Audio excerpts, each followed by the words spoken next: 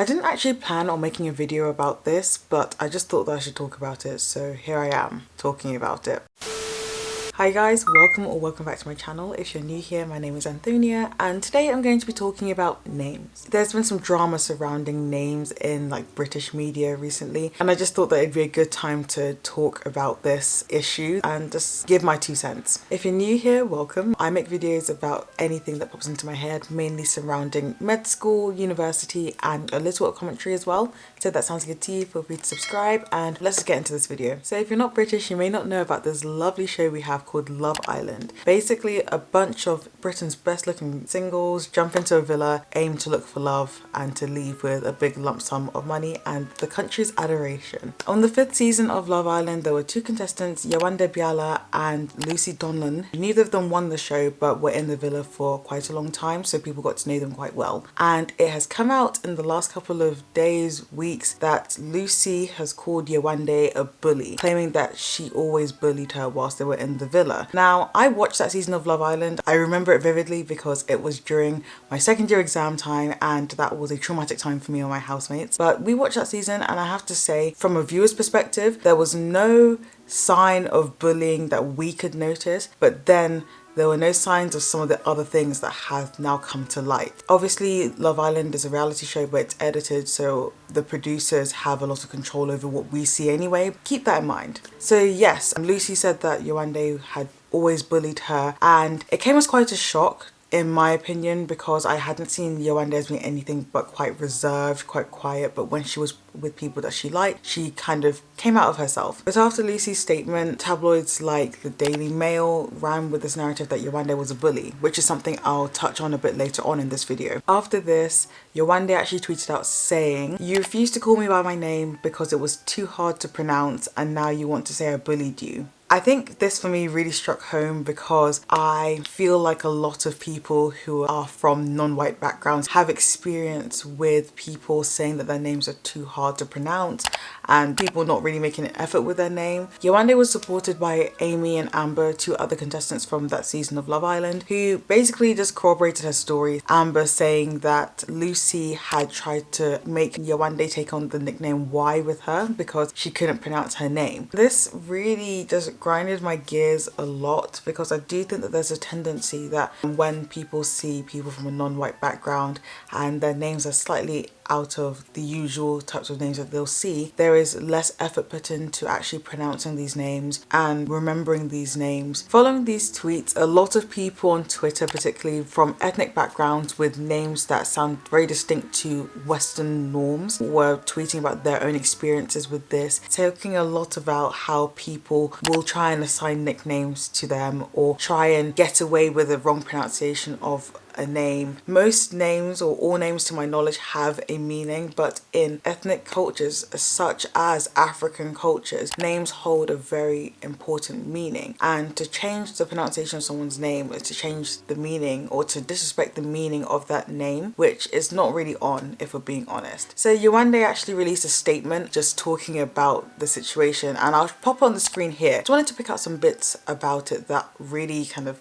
tugged on my heartstrings. I think it was incredibly well written. She handled the situation very calmly and she hit on some points that, to be perfectly honest, I feel as though a lot of us ethnic minorities in the UK and maybe people from non-white backgrounds all over the world can really relate to. Yewande started the statement with recounting a story of when she was touring some secondary schools. A lady at one of the secondary schools, after not really understanding how to say her name, asked to just call her Elizabeth because it'll be easier to say than her first name, Yewande. Elizabeth is Yewande's middle name. It's upsetting because Yewande recounts here that she felt her name was an inconvenience at that point, or that the lady perceived her name as an inconvenience. It's not really nice. For some people, maybe they won't mind that sort of interaction, but I think because it's very common for it to happen to ethnic minorities, it kind of strikes a bit of a nerve, to be honest. Although I have to say that some people have also gotten very used to this sort of behaviour. Yewande then goes on to say that names are prominent identifiers that illustrate the story of one's cultural and ethnic backgrounds, and mentions that there's a tendency for Western sounding names to be seen as like the norm, and for names from like religious and ethnic minorities to be seen as a bit of an inconvenience, which again, true. A good example of this is with Irish names. I've only met 2 Neves in my life, but I know how to say that name, I know how to pronounce that name, I know how to write that name. Another one is Siobhan, which is said completely different from the way it's spelt, but I feel as though the majority of people know how to pronounce that name and write it, and if they don't, after 1 or 2 corrections, they know how to do it. But with non-Western sounding names, it does seem to be a little bit more common that people will give up more quickly and will assume that, oh, I can call you by a nickname because your name is hard, you know? And this whole idea of giving people unwanted nicknames is quite common for a lot of people with difficult ethnic names, and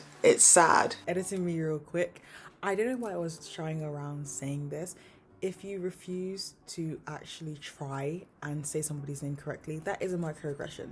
These things are microaggressions. So yeah, don't do that. It's offensive. Now, it's different if you are comfortable with having that nickname, but where people kind of suggest that, oh, you should get this nickname because I find your name really difficult to pronounce, it's just sad. It can be seen as people trying to erase other people's culture. I know that that might seem quite dramatic, but you have to understand how much power a name can hold for people. Yewande further on in the statement then goes on to talk about the experience and says that Lucie actually got her name wrong multiple times over the time that they were in the villa, and it was actually 3 weeks into the villa where she butchered her name, and when Yewande corrected her, she said, yeah, you know what I mean. And that really hurt me. Again, it's a very, very common experience for people to assume that you can get your name wrong and then just brush it off with, oh, it's fine, right? You know what I mean. You still answered me. No, we should make more of an effort with this sort of thing because that's literally somebody's name. I remember there was a girl I went to secondary school with and she was Sri Lankan.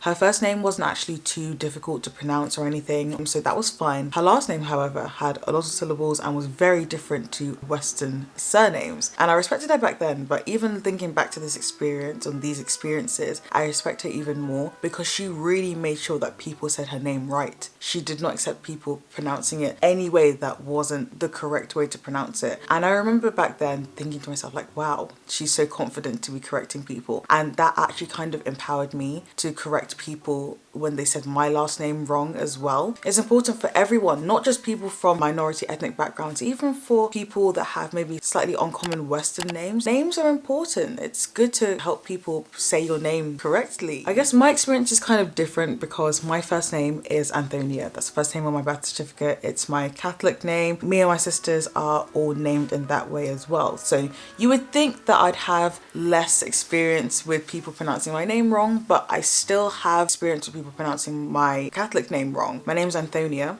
not Antonia, not Antonio, not Anthony, not Anthony. All throughout secondary school, I'd have teachers calling me Antonio, Anthony, even though my name was very clearly written down in this book. This name exists in Western culture and people still said it wrong. And people were comfortable with saying it wrong even after I corrected them. I remember it getting to a point for me where I literally just took on a nickname because it was less annoying to have that nickname than to have to correct people every single time who called me the wrong name on purpose or by accident or just didn't make an effort to try and pronounce that name. And again, I will emphasize, this is my Catholic name. I actually remember when my family moved us from London to Essex when I was in primary school. I went around a few primary schools, and after, my parents actually gave me the choice of whether I wanted to go by my middle Nigerian name, which I'd been going by all throughout my time in school in London, or by my Catholic name, Antonia. I'd never had any problems with my Nigerian name in London, but I remember the stark difference in ethnic makeup from my London classroom to my Essex classroom, and I immediately thought, oh no, these people are going to think I have a boy's name if I go by my Nigerian name, so I should just go by my Catholic name. Which isn't exactly the same point as what Yewande was saying in her statement, but it has that same level of othering of names of different ethnicities. And I remember even when I told my friends in primary school what my Nigerian name was, it was exactly as I suspected. You know, they immediately immediately said I had a boy's name and ran with it. And I thought to myself in that moment, thank goodness that I didn't go with that name to start off at the school. In Nigerian culture, a lot of names are unisex, so the idea of a name being solely for a boy or a girl is actually a little bit foreign to us, and hearing that from my white counterparts in primary school was not nice at all. I'm not suggesting that everyone now needs to take up an encyclopedia of all the names ever and just learn them all. However, I do just feel that more effort needs to be made to actually accommodate for names that maybe are not as familiar to you. You know, try and learn them, try and understand them, especially if they're names of people that you're interacting with on a daily, weekly basis. Correcting someone on how to say your name is not bullying. So these accusations that Lucie was leveling against Yewande for this reason, it doesn't make sense to me. It makes me annoyed that Lucie thought that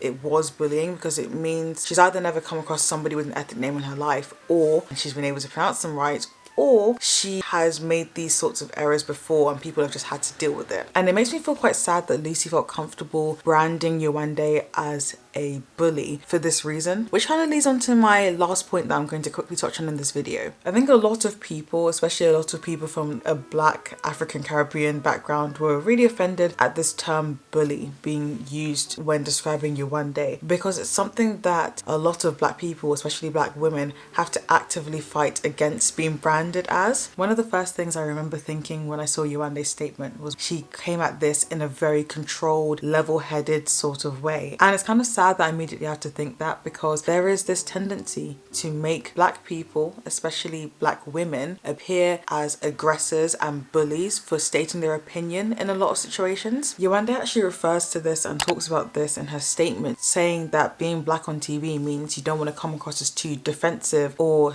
angry, because you don't want to be branded as a bully or as the angry Black woman. And it's too often that I see people getting comfortable using these names and throwing around these words to describe Black women who voice an opinion. It doesn't make a Black woman the angry Black woman for expressing passion when talking about something that makes her angry or upset or happy, you know? This narrative is really damaging. As Yewande calls in her statement, the title of a bully for a Black woman can be a very serious allegation that can brand you and stay with you for the rest of your life. And it happens too commonly that people get comfortable throwing these quite negative terms around that stick a lot on a Black woman. I commend Yewande for writing this statement so beautifully and succinctly, because if she showed the slight bit of anger, there was this danger that her message will be lost, and instead people will just remember that she's aggressive and angry, and that, oh, Lucie must be right because she's so angry in this statement. It needs to stop. Maybe I'll make a full-length video about it at some point if people are interested in it, but that's just something that kind of sprung to mind when I was initially looking at the situation and looking at the way that it was handled. But yeah, that brings me to the end of the video. Obviously you can tell that I'm on Yewande's side completely. I think it's kind of telling that we didn't see any of this discourse shown in Love Island at all. But yeah, thank you guys for watching this video. I hope it wasn't too rambly. I just thought that I would sit down and talk about this. I have an assignment in for literally 24 hours from now, so I need to go and do that. If you liked this video, don't forget to give it a thumbs up, and if you haven't already, please subscribe, and I'll see you guys in the next one. Bye!